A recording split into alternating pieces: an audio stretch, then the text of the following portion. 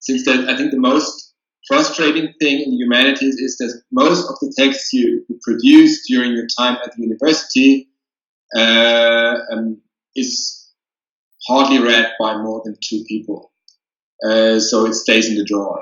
Okay, if you go outside the university, if you go outside this room, and if you write it in a blog, and we have a blog. I'm an editor a co-editor of a journal, Schweizer Buchjahr.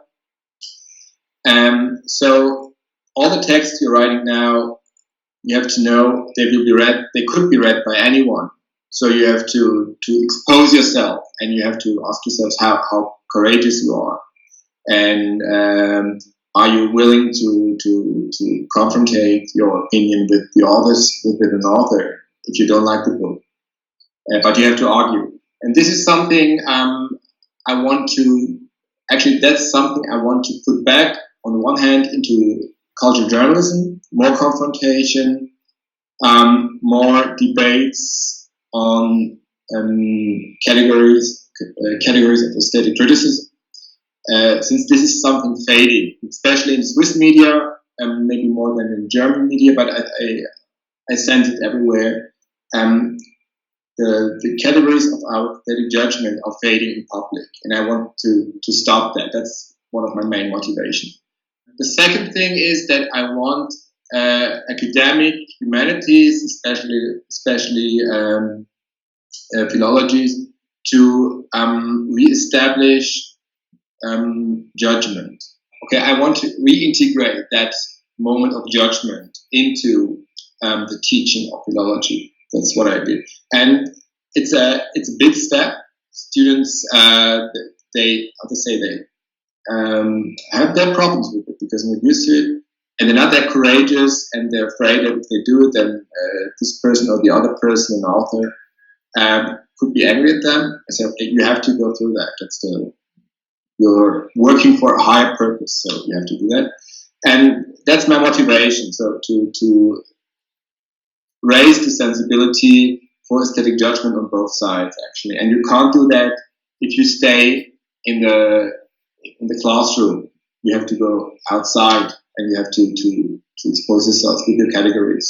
So that's my motivation. Of course, I think our target cannot be to say we want 90% of the population to deal with literature and literature theory. This will not happen. But what you have to get back is you have to be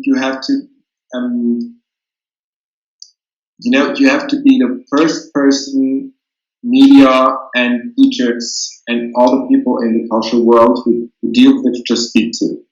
This has to be a talk. You have to be the ones, because at the moment if you go to newspapers or you go to TV or radio, they will not ask literary scholars because they say, their jargon we don't get.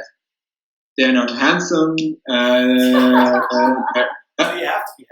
I heard that. There is this prototype they have.